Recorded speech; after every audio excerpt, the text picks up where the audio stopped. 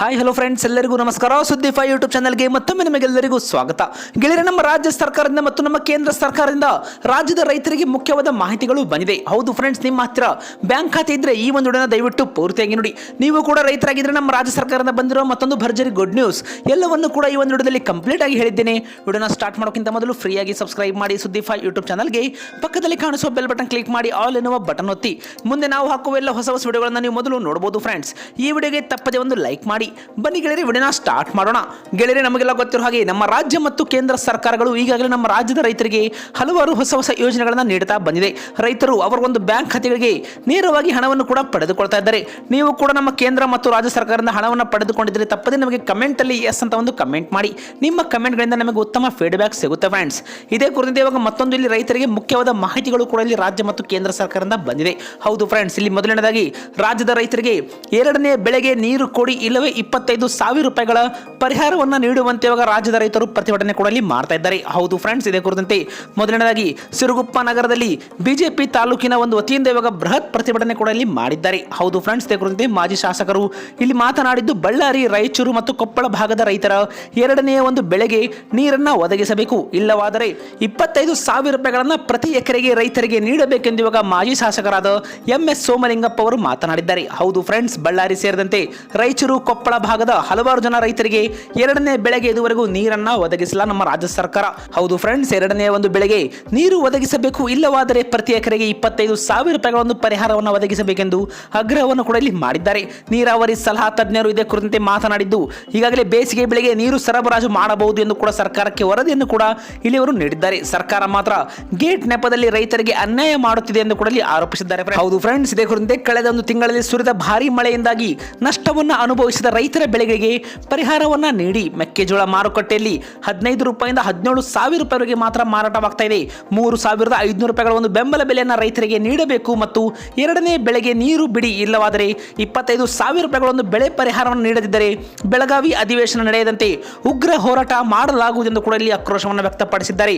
ಹೌದು ಫ್ರೆಂಡ್ಸ್, ಇದೇ ಕುರಿತಂತೆ ಹಗರಿ ಬೊಮ್ಮನಹಳ್ಳಿಯಿಂದ ಕೂಡ ಇಲ್ಲಿ ಮುಖ್ಯವಾದ ಮಾಹಿತಿಯಲ್ಲಿ ಬರ್ತಾ ಇದೆ. ಹೌದು ಫ್ರೆಂಡ್ಸ್, ಇದು ರೈತರಿಗೆ ಮುಖ್ಯವಾದ ಮಾಹಿತಿ ಅಂತ ಹೇಳಬಹುದು. ಮೆಕ್ಕೆಜೋಳವನ್ನು ಬೆಳೆದ ರೈತರಿಗೆ ಹೌದು ಫ್ರೆಂಡ್ಸ್, ಮೆಕ್ಕೆಜೋಳ ಖರೀದಿ ಕೇಂದ್ರ ಪ್ರಾರಂಭ ಮಾಡುವಂತೆ ಒತ್ತಾಯಿಸಿ ಬಿಜೆಪಿಯ ಮುಖಂಡರು ಹಗರಿ ಬೊಮ್ಮನಹಳ್ಳಿಯಲ್ಲಿ ಇವಾಗ ಒಂದು BR ಅಂಬೇಡ್ಕರ್ ವೃತ್ತದಲ್ಲಿ ಧರಣಿಯನ್ನು ಕೂಡ ಇಲ್ಲಿ ನಡೆಸಿದ್ದಾರೆ. ಹೌದು ಫ್ರೆಂಡ್ಸ್, ಪಕ್ಷದ ಮಂಡಲದ ಒಂದು ಅಧ್ಯಕ್ಷರಾದ ಬೆಣಕಲ್ ಪ್ರಕಾಶ್ KS ಅವರು ಮಾತನಾಡಿ, ಮೆಕ್ಕೆಜೋಳ ಬೆಳೆದ ರೈತರು ತೀವ್ರ ಸಂಕಷ್ಟದಲ್ಲಿದ್ದಾರೆ. ಇಳುವರಿ ಕಡಿಮೆ ಬಂದಿದ್ದು ನಷ್ಟದ ಹಾದಿಯಲ್ಲಿದ್ದಾರೆ. ಈಗಿರುವ ಮಾರುಕಟ್ಟೆ ಕ್ವಿಂಟಲ್ಗೆ 1,600 ರೂಪಾಯಿಂದ 1,700ಕ್ಕೆ ಮಾರಾಟ ಮಾಡಿದರೆ ಲಾಭ ಕನಸಿನ ಮಾತು ಅಂತಾನೆ ಹೇಳಬಹುದು. ಜೊತೆಗೆ ನಷ್ಟದ ಪ್ರಮಾಣ ಕೂಡ ಇಲ್ಲಿ ರೈತರಿಗೆ ಹೆಚ್ಚಾಗುತ್ತೆ ಮತ್ತು ರೈತರು ಸಾಲಗಾರರಾಗುತ್ತಾರೆ ಎಂದು ಕೂಡ ಅವರು ತಿಳಿಸಿದ್ದಾರೆ. ಇದೇ ಕುರಿತಂತೆ ಕೇಂದ್ರ ಸರ್ಕಾರ ಈಗಾಗಲೇ ಬೆಂಬಲ ಬೆಲೆಯನ್ನು ಕೂಡ ಇಲ್ಲಿ ಘೋಷಣೆ ಮಾಡಿದೆ. ಹೌದು ಫ್ರೆಂಡ್ಸ್, ಕೇಂದ್ರ ಸರ್ಕಾರ ಬೆಂಬಲ ಬೆಲೆ ಘೋಷಣೆ ಮಾಡಿದರೂ ಕೂಡ ಇದುವರೆಗೂ ರಾಜ್ಯ ಸರ್ಕಾರ ಖರೀದಿ ಕೇಂದ್ರ ಪ್ರಾರಂಭಿಸಿಲ್ಲ. ರೈತರ ಬದುಕಿನ ಜೊತೆ ಚೆಲ್ಲಾಟ ನಡೆಸುತ್ತಿದೆ ಎಂದು ಕೂಡ ಇಲ್ಲಿ ಅವರು ಆಕ್ರೋಶವನ್ನು ಕೂಡ ಇಲ್ಲಿ ವ್ಯಕ್ತಪಡಿಸಿದ್ದಾರೆ. ಫ್ರೆಂಡ್ಸ್, ಹಾಗೆ ಬೊಮ್ಮನಹಳ್ಳಿಯಲ್ಲಿ ಪಕ್ಷದ ಜಿಲ್ಲಾ ಘಟಕದ ಅಧ್ಯಕ್ಷರು ಕೂಡ ಮಾತನಾಡಿ, ರಾಜ್ಯ ಸರ್ಕಾರ ಕೂಡಲೇ ರೈತರ ನೆರವಿಗೆ ಬರಬೇಕು. ಕೇಂದ್ರ ಸರ್ಕಾರದ ಬೆಂಬಲ ಬೆಲೆ ಜೊತೆಯಲ್ಲಿ ಹೆಚ್ಚುವರಿಯಾಗಿ 600 ರೂಪಾಯಿಗಳ ಒಂದು ಪ್ರೋತ್ಸಾಹಧನವನ್ನು ನೀಡಿ ಕ್ವಿಂಟಲ್ಗೆ 3,000 ರೂಪಾಯಿಗಳನ್ನು ನಿಗದಿ ಮಾಡಬೇಕೆಂದು ಕೂಡ ಇಲ್ಲಿ ಒತ್ತಾಯಿಸಿದ್ದಾರೆ. ಇದೇ ಕುರಿತಂತೆ ಬಾಕಿ ಉಳಿಸಿಕೊಂಡಿರುವ ಹಾಲಿನ ಪ್ರೋತ್ಸಾಹಧನವನ್ನು ಕೂಡ ರೈತರಿಗೆ ತಕ್ಷಣವೇ ಬಿಡುಗಡೆ ಮಾಡಬೇಕೆಂದು ಕೂಡ ಅವರು ತಿಳಿಸಿದ್ದಾರೆ. ಫ್ರೆಂಡ್ಸ್, ಗೆಳೆಯರೆ, ನೀವು ಕೂಡ ಏನಾದರೂ ಈ ಒಂದು ಜಿಲ್ಲೆಗಳು ಮತ್ತು ಈ ಒಂದು ತಾಲೂಕುಗಳಲ್ಲಿ ಏನಾದರೂ ವಾಸ ಮಾಡ್ತಾ ಇದ್ರೆ ನಿಮಗೇನಾದರೂ ನಮ್ಮ ರಾಜ್ಯ ಮತ್ತು ಕೇಂದ್ರ ಸರ್ಕಾರದಿಂದ ಈ ಒಂದು ಹಾಲಿನ ಹಣ ಆಗಿರಬಹುದು ಯಾವುದೇ ಒಂದು ಬಾಕಿ ಇದ್ರೆ ನಮಗೆ ಕಮೆಂಟ್ ಅಲ್ಲಿ ತಪ್ಪದೊಂದು ಎಸ್ ಅಥವಾ ನೋವಿನ ಮೂಲಕ ನಮಗೆ ಕಮೆಂಟ್ ಮಾಡಿ. ನಿಮ್ಮ ಕಮೆಂಟ್ಗಳಿಂದ ನಮಗೆ ಉತ್ತಮ ಫೀಡ್ಬ್ಯಾಕ್ ಸಿಗುತ್ತೆ. ಇದೇ ರೀತಿ ಇದೇ ಒಂದು ಮೆಕ್ಕೆಜೋಳ ಬೆಳೆದ ರೈತರಿಗೆ ಇಲ್ಲಿ ಮತ್ತೊಂದು ಮುಖ್ಯವಾದ ಮಾಹಿತಿ ಕೂಡ ಬಂದಿದೆ. ಗೆಳೆಯರೆ, ನೀವು ಕೂಡ ಮೆಕ್ಕೆಜೋಳವನ್ನು ಬೆಳೆದಿದ್ರೆ ತಪ್ಪದೆ ನಮಗೆ ಕಮೆಂಟ್ ಅಲ್ಲಿ ಎಸ್ ಅಥವಾ ನೋವಿನ ಮೂಲಕ ಒಂದು ಕಮೆಂಟ್ ಮಾಡಿ. ಈಗಾಗಲೇ ಮೆಕ್ಕೆಜೋಳ ಮಾರುಕಟ್ಟೆಯಲ್ಲಿ ಕಂಡು ಬಂದ ಒಂದು ತೀವ್ರ ಬೆಲೆ ಕುಸಿತ ಇವಾಗ ರೈತರ ಬದುಕಿನ ಮೇಲೆ ದೊಡ್ಡ ಹೊಡೆತ ಕೊಟ್ಟಿದೆ ಅಂತಾನೆ ಹೇಳ್ಬೋದು. ಹೌದು ಫ್ರೆಂಡ್ಸ್, ಕೈಗೆ ಬಂದ ಬೆಳೆಯೂ ಕೂಡ ತಕ್ಕ ಮಟ್ಟಿನ ದರ ಸಿಗದೆ ರೈತರು ಆರ್ಥಿಕ ಸಂಕಷ್ಟಕ್ಕೆ ಇವಾಗ ಸಿಲುಕಿದ್ದಾರೆ. ಇದೇ ಒಂದು ಬೆಂಬಲ ಬೆಲೆ ಹಾಗೂ ಖರೀದಿ ಕೇಂದ್ರ ತೆರೆಯುವಂತೆ ಸರ್ಕಾರದ ವಿರುದ್ಧ ಈಗಾಗಲೇ ರೈತರು ಪ್ರತಿಭಟನೆ ಕೂಡ ಇಲ್ಲಿ ಮಾಡ್ತಾ ಇದ್ದಾರೆ. ಹೌದು ಫ್ರೆಂಡ್ಸ್, ಇದೇ ಹೋರಾಟದ ಒತ್ತಡದ ನಡುವೆ ರಾಜ್ಯ ಸರ್ಕಾರ ಕರ್ನಾಟಕ ಹಾಲು ಮಂಡಳಿಗೆ ಅಗತ್ಯವಿರುವ ಮೆಕ್ಕೆಜೋಳವನ್ನ ರೈತರಿಂದ ನೇರವಾಗಿ ಖರೀದಿಸಲು ಆದೇಶವನ್ನು ಕೂಡ ಇಲ್ಲಿ ಹೊರಡಿಸಿದೆ. ಹೌದು ಫ್ರೆಂಡ್ಸ್, ನವೆಂಬರ್ 25ರಂದು ಅಧಿಸೂಚನೆ ಹೊರಡಿಸಿದ್ದು 2025 ಮತ್ತು 26ರ ಒಂದು ಸಾಲಿನಲ್ಲಿ 1,00,000 ಮೆಟ್ರಿಕ್ ಟನ್ ಮೆಕ್ಕೆಜೋಳವನ್ನ ಪ್ರತಿಯೊಂದು ಕ್ವಿಂಟಲ್ಗೆ 2,400 ರೂಪಾಯಿ ದರದಲ್ಲಿ ಖರೀದಿ ಮಾಡಲು ಈಗಾಗಲೇ ಸೂಚನೆ ಕೂಡ ನೀಡಲಾಗಿದೆ. ಹೌದು ಫ್ರೆಂಡ್ಸ್, ಇದೊಂದು ಹೋರಾಟದ ಒತ್ತಡದ ನಡುವೆ ನಮ್ಮ ರಾಜ್ಯ ಸರ್ಕಾರ ಇಲ್ಲಿ ಮುಖ್ಯವಾದ ಮಾಹಿತಿ ಕೂಡ ಬಿಡುಗಡೆ ಮಾಡಿದೆ. ಹೌದು ಫ್ರೆಂಡ್ಸ್, ಈ ರಾಜ್ಯ ಸರ್ಕಾರ ಕರ್ನಾಟಕದ ಹಾಲು ಮಂಡಳಿಗೆ ಅಗತ್ಯವಿರುವ ಮೆಕ್ಕೆಜೋಳವನ್ನ ರೈತರಿಂದಲೇ ನೇರವಾಗಿ ಖರೀದಿಸಲು ಆದೇಶವನ್ನ ಹೊರಡಿಸಿದೆ. ಹೌದು ಫ್ರೆಂಡ್ಸ್, ಇದೇ ನವೆಂಬರ್ 25ರಂದು ಈ ಒಂದು ಅಧಿಸೂಚನೆ ಕೂಡ ಹೊರಡಿಸಿದ್ದು 2025 ಮತ್ತು 26ನೇ ಸಾಲಿನಲ್ಲಿ ಒಟ್ಟು 1 ಲಕ್ಷ ಮೆಟ್ರಿಕ್ ಟನ್ ಮೆಕ್ಕೆಜೋಳವನ್ನ ಪ್ರತಿಯೊಂದು ಕ್ವಿಂಟಲ್ಗೆ 2,400 ರೂಪಾಯಿಗಳ ದರದಲ್ಲಿ ಖರೀದಿ ಮಾಡಲು ಸೂಚನೆ ಕೊಡಲಿ ನೀಡಲಾಗಿದೆ.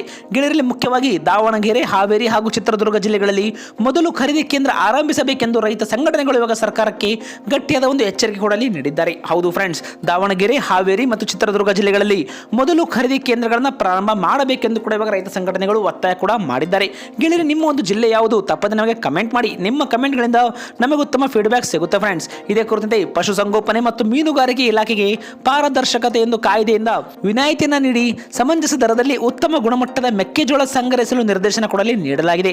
ಆದರೆ ರಾಜ್ಯದಲ್ಲಿ ಒಟ್ಟು ಉತ್ಪಾದನೆ ಹೋಲಿಕೆಗೆ ಈ ಪ್ರಮಾಣ ಕಡಿಮೆ ಎಂಬ ಆಕ್ರೋಶ ಇನ್ನೂ ಉಳಿದಿದ್ದು ಅಧಿಕೃತ ಖರೀದಿ ಕೇಂದ್ರಗಳನ್ನು ತೆರೆಯದೆ ರೈತರಿಗೆ ನಿಜವಾದ ಲಾಭ ಸಿಗುವುದಿಲ್ಲ ಎಂದು ಕೂಡ ಈಗಾಗಲೇ ಅಭಿಪ್ರಾಯ ಕೂಡ ಇಲ್ಲಿ ವ್ಯಕ್ತವಾಗಿದೆ. ಫ್ರೆಂಡ್ಸ್, ಇದೇ ಒಂದು ಮೆಕ್ಕೆಜೋಳ ಕುರಿತಂತೆ ನಿಮ್ಮ ಒಂದು ಅನಿಸಿಕೆಯನ್ನು ತಪ್ಪದೆ ನಿಮಗೆ ಕಮೆಂಟ್ ಮಾಡಿ. ಇನ್ನು ಇದೇ ಒಂದು ಮೆಕ್ಕೆಜೋಳ ಕುರಿತಂತೆ ನಮ್ಮ ಸಿಎಂ ಸಿದ್ದರಾಮಯ್ಯ ಕೂಡ ಇಲ್ಲಿ ಮಹತ್ವದ ನಿರ್ಧಾರವನ್ನು ಕೂಡ ಇಲ್ಲಿ ಮಾಡಿದ್ದಾರೆ. ಹೌದು ಫ್ರೆಂಡ್ಸ್, ನಮ್ಮ ರಾಜ್ಯದ ರೈತರ ಬಹುದಿನಗಳ ಒಂದು ಬೇಡಿಕೆಯಾಗಿರುವ ಮೆಕ್ಕೆಜೋಳ ಖರೀದಿ ಹಾಗೂ ಬೆಂಬಲ ಬೆಲೆ ನಿಗದಿ ಸಂಬಂಧ ಇವಾಗ ಸಿಎಂ ಸಿದ್ದರಾಮಯ್ಯ ಒಂದು ಮಹತ್ವದ ನಿರ್ಧಾರವನ್ನು ಕೂಡ ಇಲ್ಲಿ ತೆಗೆದುಕೊಂಡಿದ್ದಾರೆ.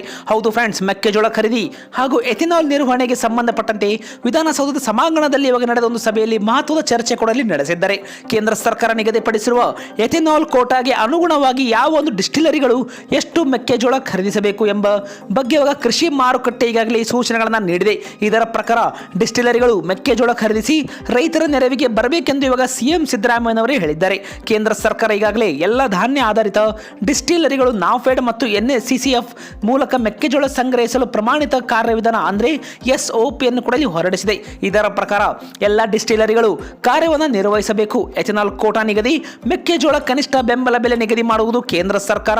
ಆದರೂ ಮೆಕ್ಕೆಜೋಳ ಬೆಳೆಗಾರ ಹಿತವನ್ನು ಕಾಪಾಡಲು ರಾಜ್ಯ ಸರ್ಕಾರ ಎಲ್ಲ ಕ್ರಮವನ್ನು ಕೈಗೊಳ್ಳಲಿದೆ ಎಂದು ಕೂಡ ಅವರಲ್ಲಿ ರೈತರಿಗೆ ಗುಡ್ ನ್ಯೂಸ್ ಅನ್ನ ನೀಡಿದ್ದಾರೆ ಫ್ರೆಂಡ್ಸ್. ಇನ್ನು ಇದೇ ಒಂದು ಮೆಕ್ಕೆಜೋಳದ ನಾಫೆಡ್ ಪೂರ್ವ ನಿರ್ಧಾರಿತ ಖರೀದಿ ಬೆಲೆ ಒಂದು ಕ್ವಿಂಟಲ್ಗೆ 2,639 ರೂಪಾಯಿ ಇದೆ. ಇದರಲ್ಲಿ ಪ್ರತಿಯೊಂದು ಕ್ವಿಂಟಲ್ಗೆ 2,400 ರೂಪಾಯಿಗಳೊಂದು ಕನಿಷ್ಠ ಬೆಂಬಲ ಬೆಲೆ ಮೂಲಕ ಈ ಒಂದು ಹಣವನ್ನು ನೀಡುವ ಮೂಲಕ ರೈತರಿಗೆ ನೇರವಾಗಿ ಪಾವತಿಯಾಗಲಿದೆ ಎಂದು ಕೂಡ ತಿಳಿಸಿದ್ದಾರೆ. ಈ ಹಿನ್ನೆಲೆಯಲ್ಲಿ ನೇರವಾಗಿ ರೈತರಿಂದ ಮೆಕ್ಕೆಜೋಳ ಖರೀದಿಗೆ ಡಿಸ್ಟಿಲರಿಗಳು ಅವಕಾಶ ನೀಡಲಾಗಿದ್ದು ಈ ಕುರಿತು ಡಿಸ್ಟಿಲರಿಗಳು ನಿರ್ಧಾರವನ್ನು ಕೈಗೊಳ್ಳಬೇಕೆಂದು ಕೂಡ ಅವರು ತಿಳಿಸಿದ್ದಾರೆ. ಇನ್ನು ಇದೇ ಒಂದು ಡಿಸ್ಟಿಲರಿಗಳು ನೇರವಾಗಿ ರೈತರಿಂದ ಕನಿಷ್ಠ ಬೆಂಬಲ ದರವನ್ನು ನೀಡಿ ಮೆಕ್ಕೆಜೋಳ ಖರೀದಿಸಲು ಮುಂದೆ ಬಂದರೆ ಜಿಲ್ಲಾಡಳಿತ ಮೂಲಕ ಸಹಕಾರವನ್ನು ನೀಡಲಾಗುವುದು. ಈಗಾಗಲೇ ಪ್ರಧಾನಮಂತ್ರಿ ಅವರನ್ನ ಭೇಟಿ ಮಾಡಿ ರಾಜ್ಯದ ಕಬ್ಬು ಬೆಳೆಗಾರರ ಸಕ್ಕರೆ ಕಾರ್ಖಾನೆಗಳ ಹಾಗೂ ಡಿಸ್ಟಿಲರಿಗಳ ಎದುರಿಸುತ್ತಿರುವ ಸಮಸ್ಯೆಗಳನ್ನು ಮನವರಿಕೆ ಮಾಡಿದ್ದೇನೆಂದು ಕೂಡ ಇವಾಗ ಸಿಎಂ ಸಿದ್ದರಾಮಯ್ಯ ತಿಳಿಸಿದ್ದಾರೆ.